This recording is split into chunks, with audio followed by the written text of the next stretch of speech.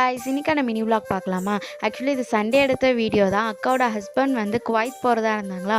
So எல்லோரும் ஃபேமிலியாக போய் மச்சானை சென்ட் ஆஃப் பண்ணிட்டு வரலான்னு தான் கிளம்பணும். எங்கள் வீட்டிலேருந்து சென்னை போக கிட்டத்தட்ட 3 மணி நேரம் ஆச்சா. ஸோ போகிற வழியிலே ஒரு டீ கல்லில் நிறுத்தி டீ குடிச்சிட்டு போகலான்னு தான் நிறுத்தினோம். கடையோட ஆம்பியன்ஸ்லாம் அவ்வளோ அழகாக இருந்துச்சு. ஸோ டீயும் நல்லா இருக்குமே நம்பி உள்ளே போய் குடித்தோம்.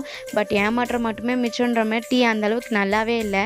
இதில் வர டீயில் தொட்டு சாப்பிட பிஸ்கெட் வேறு வாங்கினோம். அந்த பிஸ்கெட் அதுக்கு மேலே நமுத்து போய் இருந்துச்சு.